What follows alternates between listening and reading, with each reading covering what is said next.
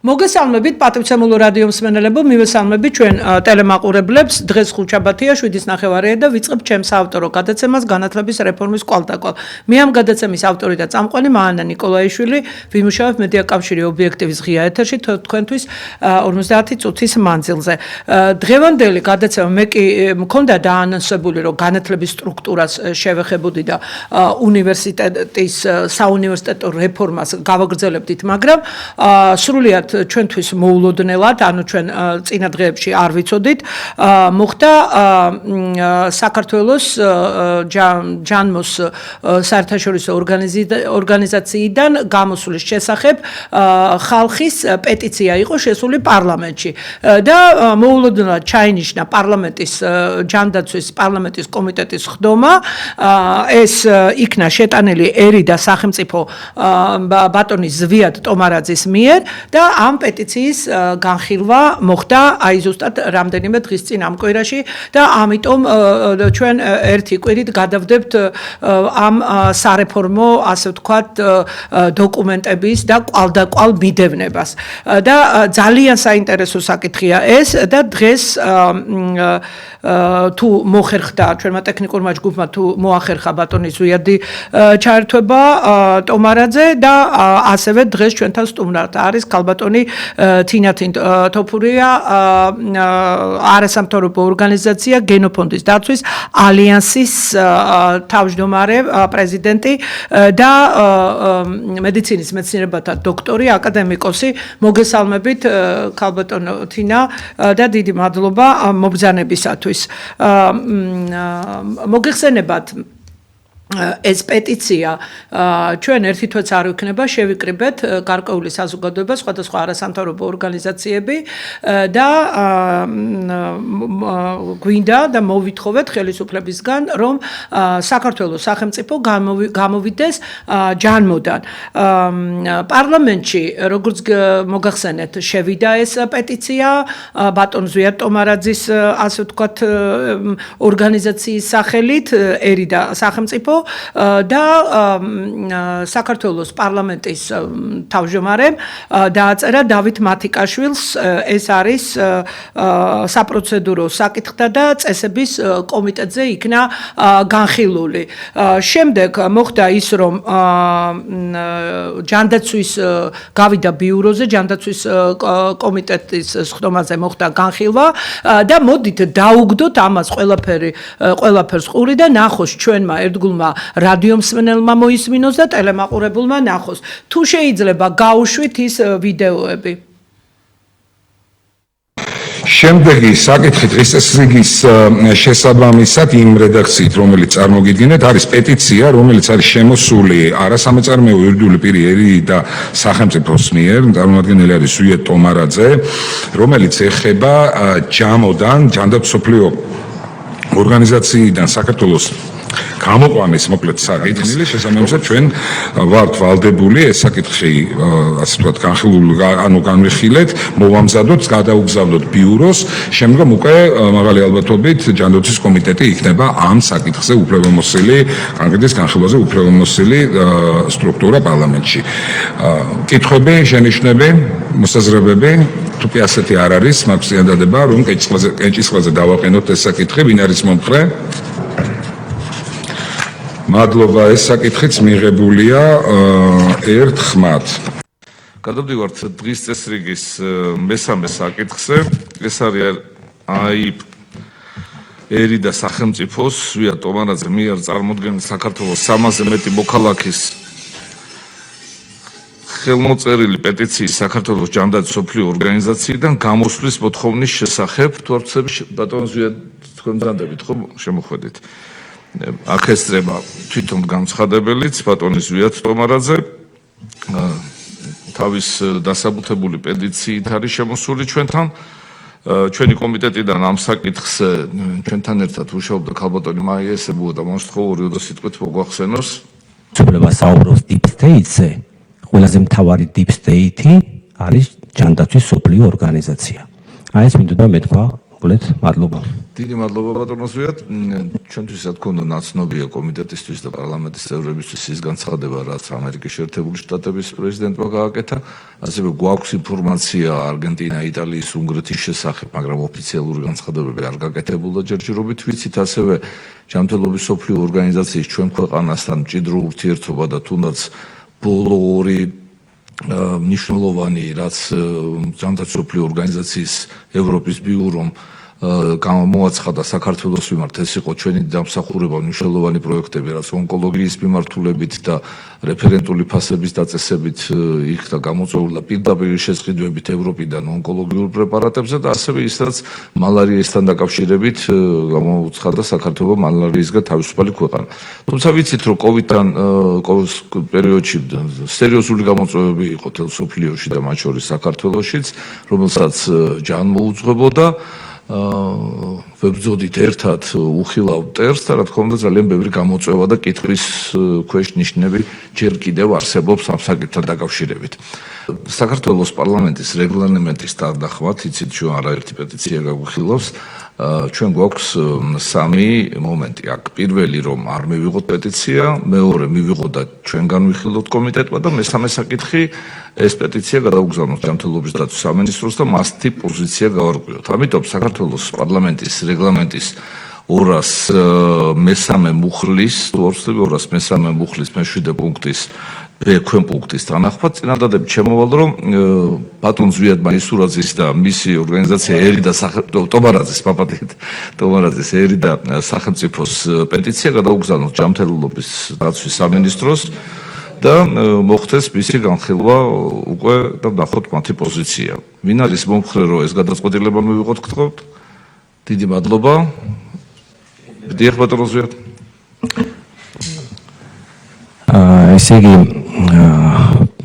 მე მინდოდა სურვილი იყო ჩემი და არა მხოლოდ ჩემი, მე მოსული ვიყავი სამ ექსპერტთან ერთად, რომლებიც დაასაბუთებდნენ ჯანმოდან გამოსვლის აუცილებლობას და თუმცა ეს განხილვა აქ არ შედგა და ეხლა მიიღეთ გადაწყვეტილება, რომ ეს გადაეგზავნოს ჯანდაცვის სამინისტროს. ვინაიდან პარლამენტი გარდა კანონშემოქმედებითი საქმიანობისა ასევე და აღმასრულებელი ხელისუფლების კონტროლისა, ასევე ასახავს ქვეყნის საგარეო და საშინაო პოლიტიკის ძირითად მიმართულებებს. მას ასევე დენონსაციის და რატიფიცირების საკითხის ევალება და ვინაიდან შემდეგ სამინისტრო და სხვა სამინისტროები, მათ შორის ჯანდაცვას მოქმედებს სწორედ პარლამენტის მიერ მიღებული გადაწყვეტილებებით. შესაბამისად, მე მიმაჩნია, რომ ჩემი აზრია, რომ აქ უნდა მოხდარიყო განხილვა, იმიტომ რომ ჯანდაცვის სამინისტრო არის აღმასრულებელი ხელისუფლება და გადაწყვეტილება ამ საკითხზე უნდა მიღებულიყო საქართველოს პარლამენტში. ეს ჩემი აზრია. და მინდოდა ამის დაფიქსირება. თუმცა მოგეხსენებათ ჩვენი რეგლამენტის თანახმად ეს საკითხი გამოტანილი იყო ჯერ კიდევ 4 შაბათის შემდეგ ჩვენ საიტზე რომ ვიხილავდით ამ საკითხს, თუ კი ვინმე სურდა შემოსვლა და დაგვიანებით მოვიდა პარლამენტში სამწუხაროდ მე ვეღარ უკვე დაუშვებდით საშს და თქვენზე გავიგეთ და დაუშვით იმ სამ ადამიანზე, თუ კი თქვენ თვლით რომ ისინი ექსპერტები არიან, შეგიძლიათ განაცხადოთ ეს საკითხი და ჩაერთოთ მათთან ერთად განხილვაში ჩვენთან ერთად სამინისტროსთან ერთად და ეს საკითხი გავაგზავნოთ განხილვაში. ჩვენ არ გვიუარყვია არაფერი ჯერჯერობით, მხოლოდ საკითხის შესწავლისთვის და პოზიციის დასაფიქსირებლად მივეცით ეს საკითხი განსახილველად და თავის პოზიციის დასაფიქსირებლად ჩვენს სამინისტროს. ამიტომ არაფერი თქვენი წინადადება ჯერ უარყოფით არ ყოფილა. ანუ დავაზუსტებ თუ შეიძლება, ანუ განხილვა როდესაც იქნება ჯანდაცვის სამინისტროში, შეუძლია იმ ადამიანებს ჩაერთონ ამ განხილვის პროცესში. არეგულირებს ამას სახელმწიფოს მთავრობა და სამინისტრო. ამიტომ შევეკითხებით ჩვენ მაგ საკითხს და თქვენ შეგიძლიათ მიმართოთ, რატო არა? კი ბატონო, კარგით, მადლობა. მიიღებთ მათგან პასუხს. დიდი მადლობა. მადლობა ბატონო ზვიად. სხვა საკითხები ხო არაფერი გაქვთ კომიტეტის წევრებს. დიდი მადლობა. დღის ამით საკომიტეტო მოსვენით გიდათ? მე რა გავაგზავნე.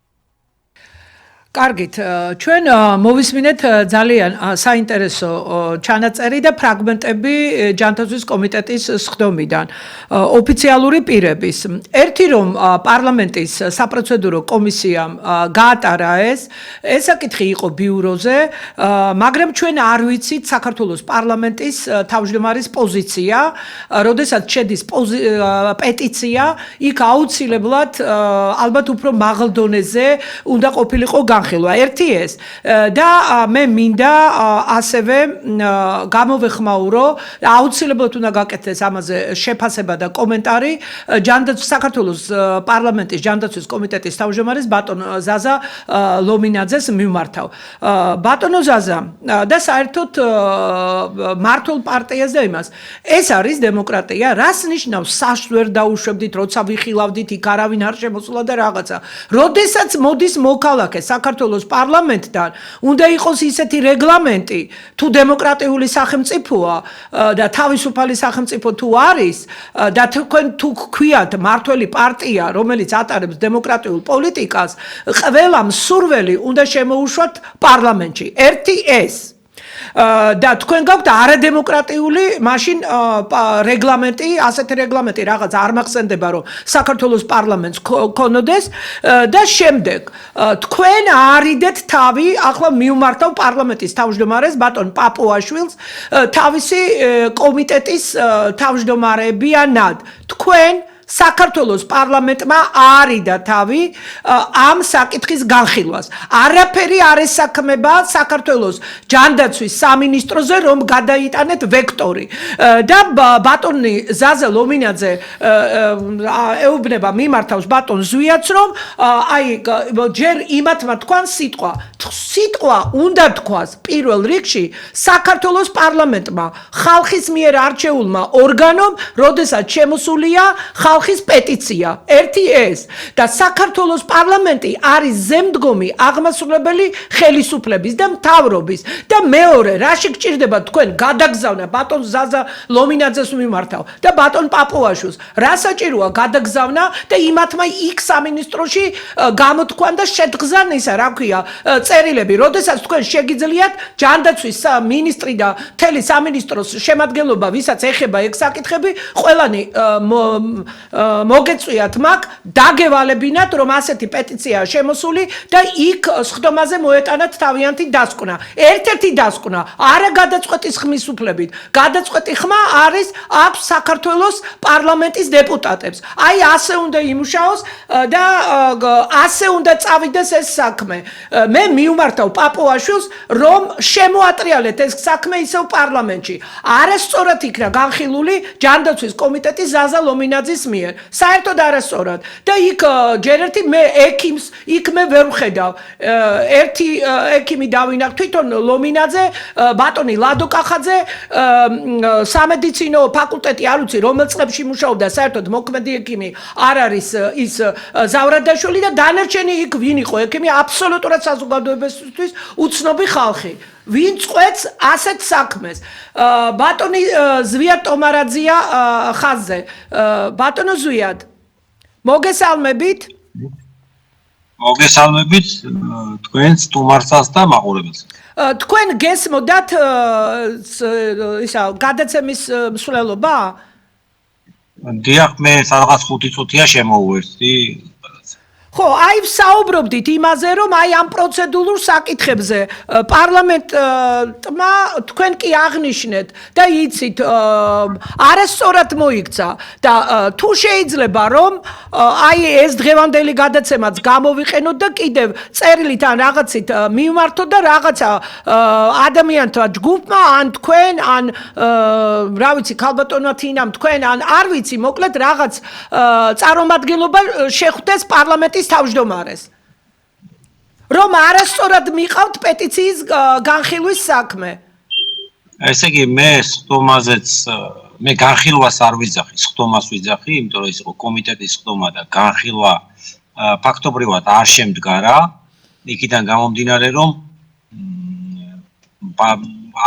აიცილეს თავიდან მოდი ესე პირდაპირ ვთქვათ იმიტომ რომ ისინი არ იყვნენ მზად პოლიტიკური გადაწყვეტილების მისაღებად და ეს საკითხი გადაულოცეს ჯანდაცვის სამინისტროს და ჯანდაცვის სამინისტრო არაფერს შუაში არ არის ამ საკითხის გადაწყვეტასთან, იქიდან გამომდინარე, რომ პარლამენტი არის სწორედ საკანონმდებლობის გარდა ის ორგანო, რომელიც წყვიტავს დენონსაციის და აქტირების საკითხებს, ხო? და გარდა ამისა, სახავს ქვეყნის ძირითად საგარეო და საშინაო პოლიტიკის მართულობებს და შემდეგ უკვე აღმასრულებელი ხელისუფლება ჯანდაცვის სამინისტროს და სხვა სამინისტროებიც მოქმედებენ პარლამენტის გადაწყვეტილების შესაბამისად. ეს საკითხი სწორედ პარლამენტში უნდა განხილულიყო, ჯანდაცვის კომიტეტში და პარლამენტს უნდა მიეღო პოლიტიკური გადაწყვეტილება ან ჯანმრთელში დარჩენის, ან ჯანმრთელიდან გამოსვლის შესახებ. ეხლა რა ვნახეთ ჩვენ? ჩვენ ვნახეთ, რომ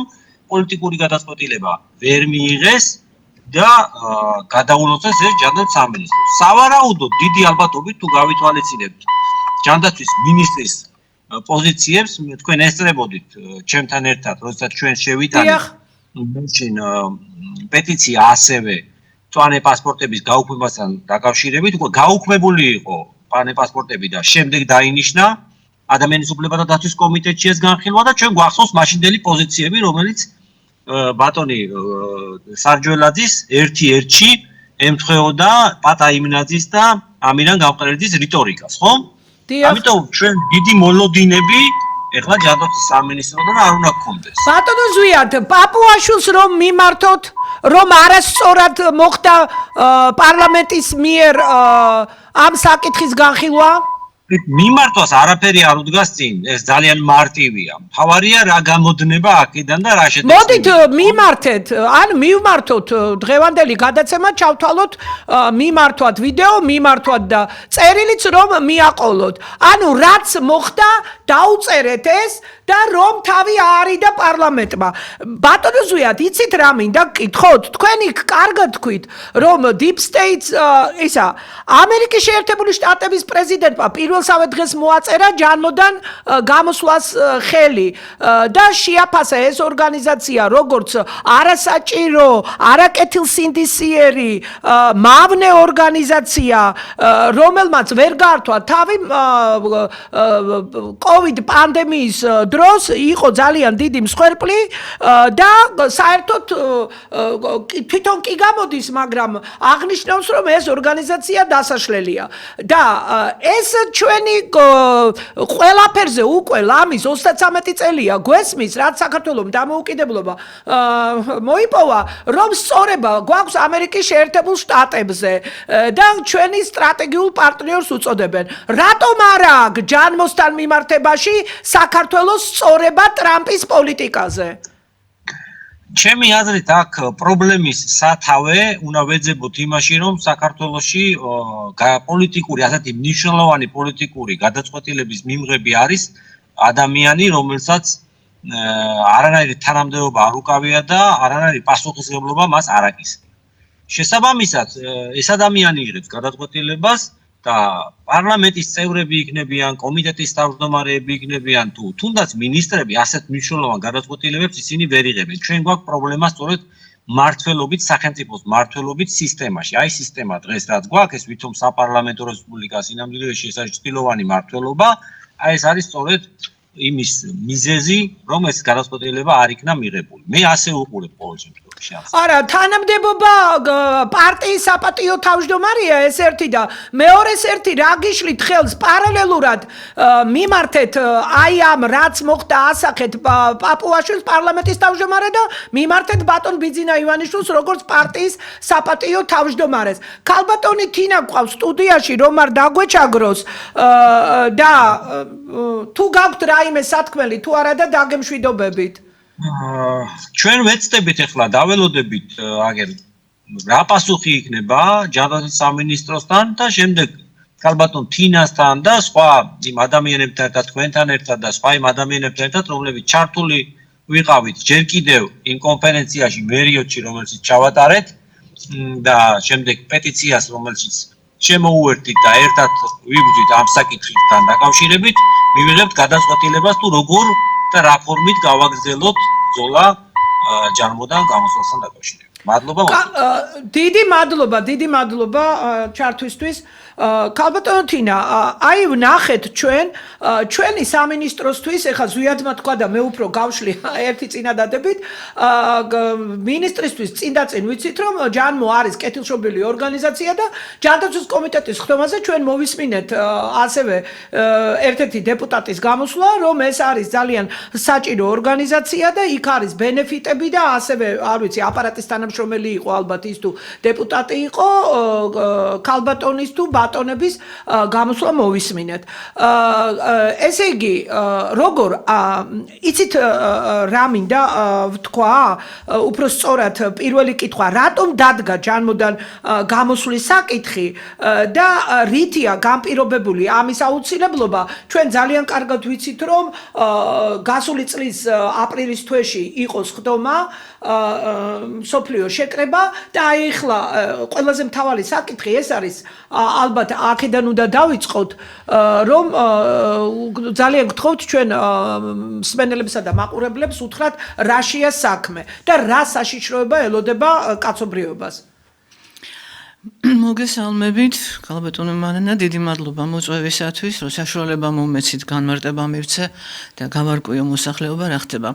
აი ახლა ამ პეტიციის ხელმოწერების დროს გაირკვა, რომ ადამიანთა უმრავლესობას არ ესმის, რატო არის აუცილებელი ჯანმოდან გამოსვლა. და მინდა ძალიან მოკლედ ორი სიტყვით, რეგლამენტი გვაქვს საკმაოდ შეზღუდული, თემა არის ძალიან დიდი, მაგრამ მინდა მაქსიმალურად მივაწოდო ინფორმაცია. ის რომ ჯანმო ტერორისტული ორგანიზაცია, რომელიც არ არის მიმართული ადამიანების კეთილდღეობისაკენ და ჯანმრთელობაზე ზრუნვისათვის და ემსახურება Big State-ის გეგმებს, გლობალისტების გეგმებს და ასევე Big Pharma-ს, ანუ ვაქცინების მწარმოებლების გამდიდრებას. ეს უკვე მე მგონი აქსიომაა და ამაში ეჭვი არავის აღარ ეპარება. ეხლა თქვენ ახსენეთ, რომ აპრილის თვეში, ანუ 1 მაისს იყო შედგა დამთავრდა უფრო სწორად სამიტი. ეს იყო 77-ე სამიტი ჟენევაში ჩატარდა ჯანმოს შეკრება. სადაც ჩავარდა ის ოფიციალური დოკუმენტი, ახალი პანდემიური ხელშეკრულება, რომელიც იყო ძალიან კაბალური. მაგრამ მოხდა სხვა რამე. იქ შეაპარეს უკვე არსებულ მეორე დოკუმენტში შესწორებები.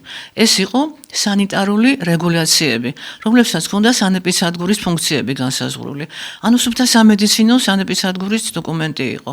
ამას ქვია International Health Regulation, ანუ საერთაშორისო რეგულაციები. ამ დოკუმენტში შეიტანეს 36 შესწორება, რომლებიც მეშვეობითაც ის გახადეს პოლიტიკური დოკუმენტი და აღარ არის უწყინარი. აი ამ დოკუმენტის მიხედვით, რომელიც რეზოლუციით იყო მიღებული, მხოლოდ კონსენსუსის შედეგად საფუძველზე.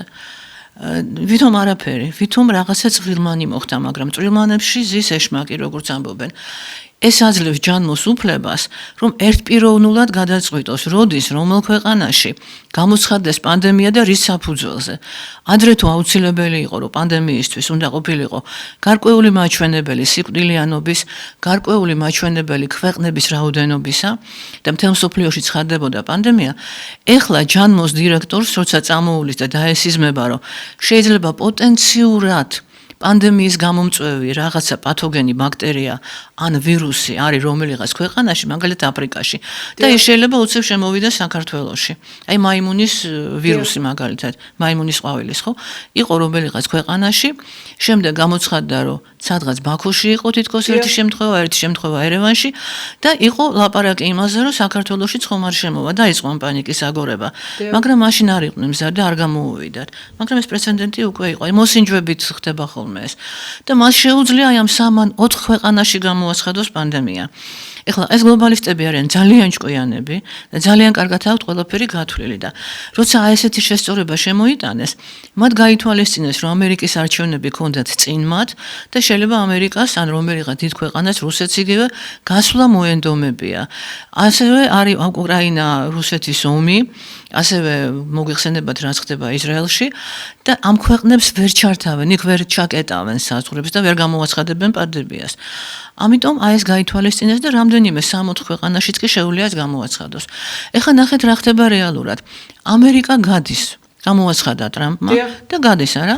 კიდე რამდენიმე ქვეყანა მიბაძა ასევე გადიან. და საქართველოს რატო არ და გადის? ნახეთ, საქართველოში ამას ცალკე ვიტყვი და რა მოხდება, რა საშიშროება არის. გლობალისტები ესე მარტივად არ დათმობენ თავიანთ პოზიციებს, ისინი დიდი ხანია ემზადებოდნენ აი ამ დეპოპულაციისათვის და ერთი არის ომი და მეორე არის ვაქცინაცია, ამის ძალიან კარგი და ესეთი შეფარული მეთოდი, არა? გარდა ამისა დამზადებული აქვს ბიოლოგიური ომი და გარდა ამისა დამზადებული აქვს უკვე ვაქცინები. სხვადასხვა ფირმებს აქვს შეკვეთილი. აი გაუგებარია ესეც, ხო? ვაქცინები მზად არის, საჭიროა მარტო პანდემია. რისი ვაქცინა არის, კაცმა არ იცის, მაგრამ მე მგონი დასკვნებს უკვე ყველანი ვაკეთებთ, რისიც არის. და ეს ყველაფერი სადღაც უნდა გასაღდეს და ეს წამოვა მესამე კატეგორიის ქვეყნებში. აი ამასთან დაკავშირებით რობერტ კენედიმ გააკეთა ძალიან ჭკვიანური სვლა. მისი ესეთი მოგეხსენებათ ის დღესდღეობით არის ამერიკის ჯანდაცვის მინისტრი და მას აქვს ჩაბარებული ესეთი პროგრამა, რომელიც ტრამპმა გამოაცხადა, გავხადოთ ამერიკა კვლავ ჯამრთელი. და ჩააბარა ეს რობერტ კენედის და მისი გავლენით რამდენიმე დღის წინ პრეზიდენტმა ტრამპმა მოაწერა ხელი დოკუმენტს, რომლითაც USAID-ს აუგრძალა, შეუმცირა უпростоრად დაფინანსებები და მათ შორის მიზნობრიობად ჩაწერა ბევრი დაფინანსებისა. და ერთ-ერთი ეს არის მესამე კატეგორიის ქვეყნებში, ანუ რაც საქართველოც არის, აი ამ ვაქცინაციის პროპაგანდის და ესეთი შეტანის აუცილებლობისათვის დაფინანსება რაც ჰქონდათ. ესე იგი მან USAID-ს აღარ ექნება იმდენი ფინანსი, რომ აი ამ ქვეყნებში შეიტანოს ვაქცინები და გაუწიოს პროპაგანდა. Ну, ამა დიდი პროტესტი გამოიწვია, რა თქმა უნდა, იგივე ბილ გეიტსის მხრიდან და ძმათა მისთა, იგივე ჯანმოს მხრიდან. ეს ერთი სისტემა არის, ვიცი ჩვენ, ხო? და ის რომ ჯანმო არის აი ამ deep state-ის ერთ-ერთი სასეცი, ეგეს კარგად ვიცით. და აი ჩვენი მთავრობის გამკვირვებია, ბატონ ზვიადის ხმის არ იყოს. თუ კი ჩვენ მივყვებით აი ამ პროგრამას და ბრძოლას უცხადებთ საქართველოში ამ deep state-ს, მაშინ რატომ არ ითვალისწინებენ იმ ნაბიჯებს და არ დგამენ იმ ნაბიჯებს, რასაც აკეთებს ამერიკა ამ ბრძოლაში. ჩვენთან ეს ორგანიზაცია არის ძალიან ფესვებ გადგმული და რაშია საშიშროება, რომ მთელი ახლა ის ვაქცინები წამოვა აქეთ, იმიტომ რომ ფულს არ დაკარგავენ, ჩვენ სახელმწიფოსთან მან ძალიან კარგად აქვთ აწყობილი ურთიერთობა. ჩვენ ვართ, როგორც გახსოვთ თქვენ, ცონებული ცერცვაზე სუტრაბახობდა იმითი, რომ ჩვენ ვართ თანამონაწილეები სოლიდარული კვლევების, ანუ რას ნიშნავს სოლიდარული კვლევები? ნიშნავს წამლების და მათ შორის ვაქცინების ნებაყოფლობით გამოცდას ჩვენ მოსახლეობაზე. აქ განსაკუთრებულ ინტერესს წარმოადგენენ ბავშვები. და აი ეს ახლა წამოვა, ესე მარტივად არ დათმობენ და ის კონტინგენტი, რომელიც აქ ფულშოულობს ამაზე, ოფიციალურადაც და არაოფიციალურადაც და ეს არის სამედიცინო ორგანიზაციების და საზოგადოების საკმაოდ დიდი ნაწილი და საკმაოდ გავლენიანი. აი ესენი იბრძოლებენ იმისათვის, რომ შენარჩუნებული იყოს ჯანმოსთან ჩვენი ურთიერთობები. ვინ არიან ესენი? რომელი ორგანიზაციებია? ძალიან ბევრი ორგანიზაციებია, მე არ მინდა ვიღაცა დავასახელო, იმიტომ რომ გარდა იმისა, არა, უნდა დაასახელოთ, ქალბატონო, ყოველ შემთხვევაში შემდეგში მაინც დაასახელეთ, იმიტომ რომ მე ვაპირებ ეხლა ეს ძალიან სწრაფად მოხდა და გუშინ კიდევაც როცა მოგიწვიეთ გადაცემაში, გითხარით კიდევაც უბრალოდ დროში ვერ ვეტეოდით, ხო? მე დაუკავშირდები ჯანდაცვის კომიტეტის თავმჯდომარეს, მე დაუკავშირდები ბატონო ლადო კახაძე მოადგილეა ახლა? არ ვიცი, წევრია ხო, არ ვიცი, მოკლედ მოადგილეა თუ წინა პარლამენტში იყო, პირველი მოადგილე იყო და დაუკავშირდები აუცილებლად და გავესაუბრები ზავრედაშვილსაც ვიცნობ და დაველაპარაკები რა მნიშვნელობა ვიცნობ არ ვიცნობ ქალბატონ რიმასაც, მაგრამ ყოველ შემთხვევაში მთავარი აქ კომიტეტის თავმჯდომარე და ბატონი ლადო კახაძე და კიდევ სხვებიც თუ არიან იქ ექიმები და ისინი.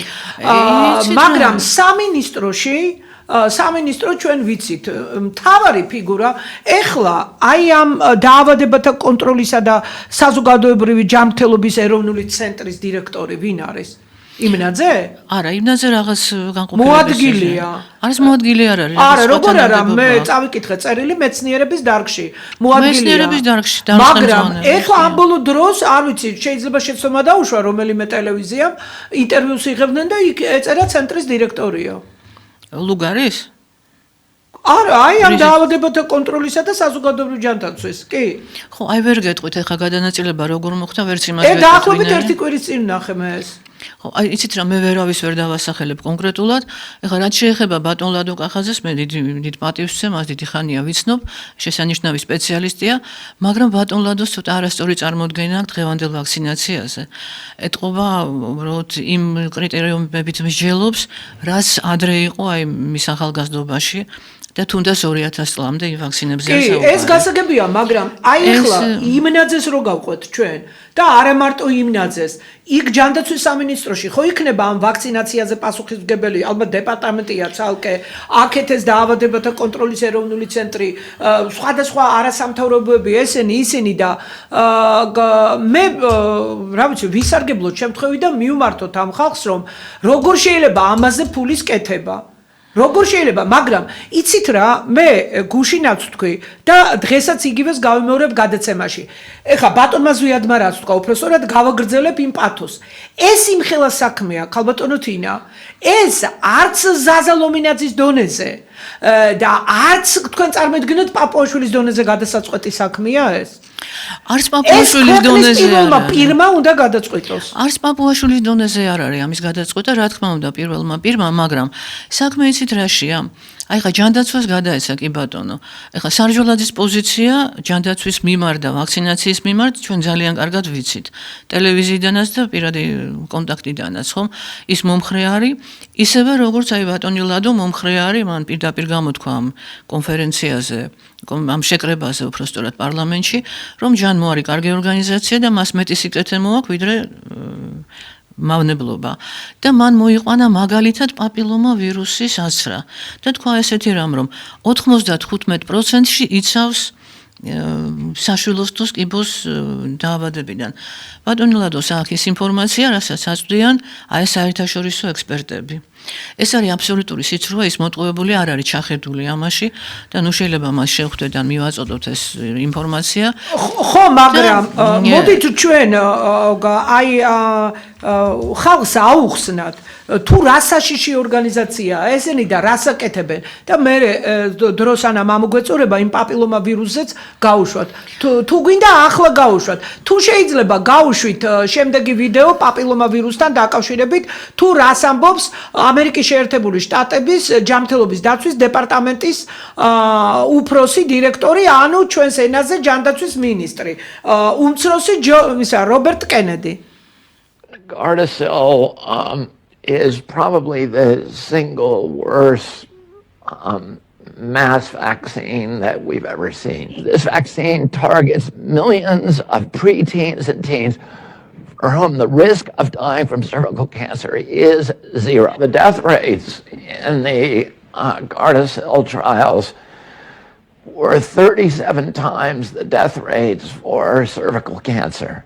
Children who take that vaccine, the Gardasil vaccine, are 37 times more likely to die from the vaccine than they are to die from cervical cancer. So the problem with Gardasil, like most vaccines, is it was never tested against a true placebo, an inert placebo. And CDC and HHS say, if you don't test it against a true placebo, it's not science. The entity that is actually performing the study and paying for the study is Merck.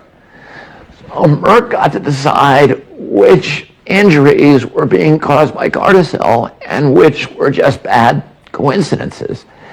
And because it had that power, it just wrote them all off as bad coincidences. You can do that when there's no placebo, because the injuries they were seeing in the control group, where the girls were getting aluminum neurotoxins, were identical to the injuries. ქართული ტიტრები არ ვიცი რაღაც დიახ, ეს არის ეთყობა. და თუ შეიძლება უთხარით მაყურებლებს რა თქვა კენედი. აი ხა ბატონ ლადოზე ლაპარაკობდი, რომ მას უნდა მივაწოდოთ ალბათ ინფორმაცია. ახლა ერთია რომ მე ვლაპარაკობ რამდენიმე წელიწადია უკვე პაპილომა ვირუსის მავნებლობაზე და საკმაოდ ბევრი გადაცემა მქონდა და ბევრი სტატია მქონდა ამაზე დაწერილი, მაგრამ ვისაც ჩემი ავტორიტეტი არ ყოფნის, კი ბატონო, უცხოური ავტორიტეტი გვინდა, აი რობერტ კენედი, რომელმაც ჩაწერა 9 საათიანი სპეციალური ერთი ლექცია, ესე ვთქვათ, და ეს არის მოკლე ამონაჭერის კიდევ სხვა იმიდან, სადაც ის ამბობს, რომ აი რატო აჩვენებენ ბილ გეიტს და ფაუჩის, რომ ესენი არიან დასაჭერები იმისათვის, თუნდაც რომ პაპილომა ვირუსის პროპაგანდას აკეთებენ. და რომ პაპილომა ვირუსის მავნებლობა, სიკვდილიანობა პაპილომა ვირუსის ბავშვებში და დაავადება არის 0-ის ტოლი და სიკვდილიანობა ამ ვაქცინისაგან არის 38%, თვითონ ვაქცინის გაკეთებისაგან. ეხლა გარდა ამისა მინდა ვთქვა, რომ ეს არის ყველაზე, ეს ამბობს კენედი აქ, რომ ეს არის ყველაზე მავნე ვაქცინა, რომელიც ოდესმე უნახია კაცობრიობას. ახლა ამაზე მეტი რა უნდა თქვას, ხო? მე მოკლედ იმას ვაკეთებ თარგმნას, ვისაც გესმით ინგლისური, შეგიძლიათ მოისმინოთ თქვენ თვითონ თარგმნოთ, მაგრამ დაიდო ჯერ კიდე 2 წლის წინ ინგლისურ ჟურნალებში გამოქვეყნა სტატიები, კვლევები, რომ ალბათობა კიბოს, საშვილოსნოს ყელის კიბოს დამართვისა ვაქცინირებულებში არის 44%. ეს არის ბრიტანეთის კვლევები, ოფიციალური კვლევები, რომელიც რა თქმა უნდა ძალიან სწრაფად გააქრეს. და ავსტრალიელებმა დადეს, სადაც იგივე მონაცემებია, ოღონდ 32%-ს უჩვენებს ავსტრალია. ანუ ის გოგონები, რომლებიც აიცრენ 2006 წლიდან, წლების მერე, როცა ისინი გაიზარდნენ უკვე, გახდნენ უმრავლესობა მათი გახდა უშვილო, ბევრი არის მიჯაჭვული სავარძლებს, დაინვალიდნენ, ეს იყო ესეთი სწრაფი რეზულტატი უბრალოდ. აი დაინვალიდება მათი, ბევრი სუიციდები იყო, ბევრმა თავი მოიკლა. მარტო ალაბამას შტატში ერთ პატარა სოფელში 700 გოგონა არის მიჯაჭვული იმ დროიდან სავარძლებს და სახელმწიფოების სხვათა შორის სახელმწიფო არ უხდის ამას და დაზარალებულებს. ასე რომ კატასტროფული მდგომარეობაა და აქ მინისტრი აკეთებს რეკლამას თვითონ. აი ამაშია საქმე, რომ აქ ისე დონეზე, ესე იგი, როგორც კი კენედი დაინიშნა ministrად, რომელიც ებრძვის ამას ყველაფერს და ამხელს, იმ დღიდან ჩვენთან საქართველოში კიდევ უფრო გააქტიურდა ეს პაპილომა. ესე იგი, კიდევ ერთი დასტური ხალბატონო თინა, რომ საქართველოს მთავრობა ტრამპის კურსს არ მიყვება. პირიქით. პირიქით, საწინააღმდეგოს აკეთებენ. პირიქით, აი ეს არის ახლა თვითონ მთავრობას, ვინც მიაწვდის ინფორმაციას, იმას უჯერებენ და ეხლა როცა მე ვლაპარაკობ მარტო ამაზე და რაღაც ეგეთი მიამიტები არ მგონია. არა, ესე მარტივად არ არის მანანა საქმე ხა. იგივე პაპუაშვილია თუ იგივე კობახიძეა, ისინი არ არიან ვალდებულები, რომ დაждდნენ და ჩემსავით იკითხონეს მონაცემები. მეცნიერების კვლევების შედეგად აკეთებს ამ განცხადებებს და ბრძანებულებებს აწერს ხელს და ამათვის ეს არ არის საკმარისი. და როგორ გონია ხა? იმიტომ რომ კორუმპირებულია ჯანდაცვის სისტემა. ჯანდაცვის სისტემაში არ არის მარტო საქმე, აქ არასამთავრობოები არიან ჩართული ძალიან სერიოზულად ამაში. და ძალიან დიდ ფულს იხდის იგივე ბილ გეიტსი, აი ზუსტად ამ ვაქცინის რეკლამირებაში და დანერგვაში. აი ხა მე გეტყვი მაგალითად, რომ ერთი თვის წინ გავრცელდა ინფორმაცია ოფიციალური გაზეთებში იყო, რომ მომზადდა 54 ადამიანი, არაექიმები, რომლებსაც დაერქვა წითელი ხალათები. ეს რას ნიშნავს? აი როგორც არის წითელი ჯვარი თქვათ, ხო? მაგრამ ესენი არიან უშუალოდ იმისთვის დატრენინგებულები, რომ მართონ აცრების, აკონტროლონ აცრები. ანუ რამდენად კეთილსინდისიერად კეთდება. და ეს გაწიონ პროპაგანდა. ესენი ქმნიან მერე ჯგუფებს. აი ეს ყველაფერი გაწერილი არის რეზოლუციაში, რაც ჯანმოს აქვს ეხა მიღებული. და ჯანმო თავისი აი ამ ახალი რეზოლუციით ეყრდნობა არასამთავრობო სექტორს, ადგილობრივ თემებს და რელიგიურ სექტებს. და არა მართლმადიდებლურ ეკლესიას. არა, პირიქით. ებრძვიან. ამაზე თედროსა აქვს არაერთი განცხადებას გაკეთებული. მიმართეთ მშობლებს, ძალიან მშობელთა საზოგადოება გვისმენს ჩვენ, მასწავლებელთა კორპუსი, პროფესორ მასწავლებელთა, ისინი ხო თვითონ მშობლები არიან. მიმართეთ მშობლებს ერთი წინადადებით, რომ არ უნდა აცრან თავიანთი შვილები და ასე შემდეგ. ისიც რა უკვე რამდენჯერ მიმართე და ბევრმა იცის, მაგრამ მაინც იმხელა პროპაგანდა და მიდის ტელევიზიით და არ წუნდებენ იმაში, რომ იცით რა არის, ამას ქვია საშვილოსნოს ყელის ყიბოს გამომწვევი პაპილომის საწინააღმდეგო აცრა, ხო? და ბევრ მშობელს ებადებოდა კითხვა, რომ რა შუაშია ჩემი ბიჭი, იმიტომ რომ 2 წლის წინ ბიჭებიც შეიტანეს ამ აცრებში და არის შეტანილი გაგიკვირდებათ, მაგრამ სავალდებულო აცრათა სიაში. და ურეკავენ აწიოკებენ მშობლებს პოლიკლინიკებიდან და სხვადასხვა პატივცემულო მშობლებო, არ აცრათ ეს ბავშვები, არ აცრათ. და არც თქვენი ოჯახის წევრები და არც თვითონ თქვენ მშობლებიც ახალგაზრდა ხალხია. თანაც სრიან ეს შეტანილი არის გოგონები 9 წლიდან, ჯერ იყო ესე იგი 28 წლამდე, მერე 40 წლამდე, ეხლა დაუშვეს 60 წლამდე. კი, მეკითხეს და მე ვთხარი თქვენი არა მეთქი, თქვენ უკვე ვადა როგორ არაო ისა და ძალიან ბევრი მიკავშირდება უკვე და მირეკავენ და მწერენ იგივე Facebook-ის თქვენ მითხარით საშუალებით. რომ 18 წლის ზემოთაც სრიანო. 18 წლის კი ახლა 60 წლამდე გაზარდეს უკვე. და ის გოგონები, რომლებიც არიან აცრილები ამ პაპილომაზე, უკვე საქართველოში ძალიან ბევრი შემთხვევაა, რომ მენსტრუალური ციკლი ან ეკარგებათ, ან ერღვევა და საქმე რაშია, როგორც გაირკვა წლების მერე, ეს იწვევს ფოლიკულების გაწოვას. ანუ ნაადრევ კლიმაქსს იწვევს იმ ქალებში, ვისაც უკვე სტაბილურად აქვს ციკლი. იცით რა მოსროთ 6-ოდე წუთი დაგვრჩა, დაასრულოთ ეგ წინადადება და ჯანმოზე უთხრათ ხალხს. გოგონებმა ბევრმა დააკარგეს ეს ციკლი და ვისაც ჯერ არ აქვს ჩამოყალიბებული, იმათ შეიძლება არ ჩამოუყალიბდეთ, ან უყალიბდება ძალიან არეულად. და ძალიან ვთქვათ, მიხედეთ აი ამ საკითხს, მეგობრებო, ერთმანეთს უცხარით, რომ ეს არის სპეციალური საშუალება, არა აცრა, არამედ სპეციალური საშუალება იმისთვის, რომ ხალხი აღარ გამრავლდეს და ეხლა ჩვენი ერისთვის ეს როგორია? იაპონელებმა 2017 წელს თქვეს ამაზე უარი და განაცხადეს, რომ ეს არის საშიში და გადააგვარებს ჩვენერსო იაპონელებმა, რომ იმდენი არიან, ხო? და ახლა ჩვენი საწყალის ქართველიერი წარმოვიდგინეთ რა, როგორი დარტყმის ქვეშ დგება ამითი. და გარდა ამისა კიდევ აი ამის შედეგად, როცა ერღვევათ, რატო აკეთებენ 9 წლიდან, ეს არის პუბერტატის პერიოდი, ანუ როცა ბავშვი ყალიბდება გორმონალურად, ან გოგოთ, ან ბიჭად. აი ამ შემთხვევაში გორმონალური სისტემა არ ვითარდება არც იქით, არც აქეთ და გამოდიან ის უსქესო არსებები, რომლებიც დღეს მსოფლიოში უკვე ხედავთ, რომ არსებობენ და რომლებიც შემდეგ ტრანსგენდერები ხდებიან. ერთ-ერთი მიზანი რომ გლობალისტების ეს არის, ესეც ვიცით, ხო? ეხლა ტრამპმა აგრძალა ეს ოპერაციები და ძალიან კარგი და პროპაგანდა ამ სქესის გადაკეთებისა და ილონ მასკის შვილი ვიცით რომ დაზარალებულია და ისიც ვერძე უდგეს ამ საკითხში. და ის რომ კიდე ერთი ის არის, მან ეხლა ვერ ვასწრებთ, შეიძლება გადაცემა მიუძვნათ ამას, რომ სკოლებშიც უკვე ემზადებიან იმისთვის, რომ სკოლებში გააკეთონ ეს აცრები. იყო რამდენიმე პრეცედენტი აჭარაში და კახეთის ერთ-ერთ სოფელში, როცა ბავშვები აცრეს ამ ვირუსით, პაპილომას აცრით, მშობლების დაუკითხავად.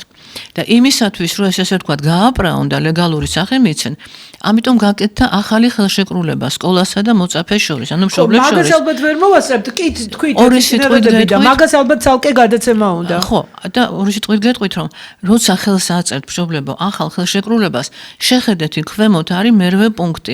ზოგიდან ციფრირვიანიც უკვე ამოიღეს, იმიტომ რომ ბევრჯერ ვილაპარაკე მე ამაზე, ლაივები მქონდა, სადაც პირდაპირ წერია, რომ სკოლას მშობელი აძლევს უფლებას, რომ სკოლის ბაზაზე ექნისა და ექიმის მეშვეობით, სკოლის ექიმი იგულისხმება, გაუკეთდეს პირველი დახმარება გაეწიოს და ასევე პრევენციული ღონისძიებები, რომ არ გავრცელდეს გადამდები ან ინფექციური დაავადებები. ეს არის აცრა. უბრალოდ არ წერია სიტყვა აცრა და მშობლები არ აქცევენ ყურადღებას. აქ პირდაპირ აძლევთ თქვენ მშობლები ესე იგი უფლებას, რომ თქვენ დაუკითხავთ მოხდეს ბავშვების აცრა. ანუ გასაგებად უთხრათ, აი იმ ხელშეკრულებას რომ აწერთ ხელს სკოლასა და მშობელს შორის რომ იდება ხელშეკრულება, იქ არის ერთ-ერთი პუნქტი, მერვე. ახლა აღარ არის მერვე? ისიც რა, მერვე პუნქტია, მაგრამ ზოგი მასში იყო დანუმრილი პირველი, მეორე, მესამე, მერვე და ეხლა ბოლოს რაც გამომიგზავნეს, იქ ნუმერაცია აღარ არის. ანუ როგორ წერია, უთხარით კიდევ ერთხელ? კიდევ ერთხელ წერია, რომ ეს არის სპეციალური დამატებითი პირობები, ესე ქვია ამ მერვე პუნქტს, რომ მშობელი აძლევს სკოლას უფლებას, რომ მან გაუწიოს ექნისა და ექიმის დონეზე სკოლაშივე, გაუწიოს პირველადი დახმარება და ასევე ინფექციური და გადამდები დაავადებების პროფილაქტიკისთვის თუ პრევენციისათვის საჭირო ზომები. ანუ პრევენცია და ანუ მშობლებმა უნდა მოითხოვონ ამ პუნქტის ამოღება.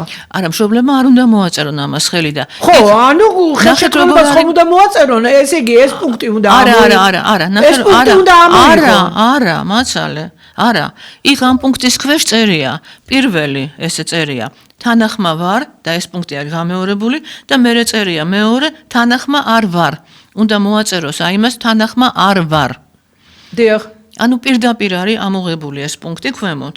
და ეს არის გათვალისწინებული, ეს არის ახალი იმაში. მაგრამ მინდა გითხრათ, რომ ყველა სკოლაში არ არის ეს შეტანილი, ეს არის რაღაცა მოსინჯვა. რამდენიმე თვის წინ ეს იყო, მაშინ ჩვენ გავაპროტესტეთ ეს და შეაჩერეს და ეხლა ისევ კახეთიდან მომწერეს ერთ-ერთი სოფლიდან არ მინდა დავასაუბროთ. ხელშეკრულება, ესეთი ხელშეკრულება. ეს ხელშეკრულება მაქვს და შეგვიძლია გამოვაქვეყნოთ ეს ხელშეკრულება თქვენ შემდეგ გადაცემაში. თუ შეიძლება რომ მე სადაც მოვიკითხე, მე ესეთი ვერ აღმოვაჩინე. მე რომელ სკოლებსაც დაუკავშირდი, ასეთი ხელშეკრულება არ აქვს. მე მიგზავნიან მშობლები და რამდენიმე და გადმომეცით თუ შეიძლება და დაუკავშირდები. მე გადმოგიგზავნეთ ეს ისე რა ქვია ხელშეკრულება და უნდა იყოს თქვენთან მოსული. თავიდან გადმოგიგზავნით არა.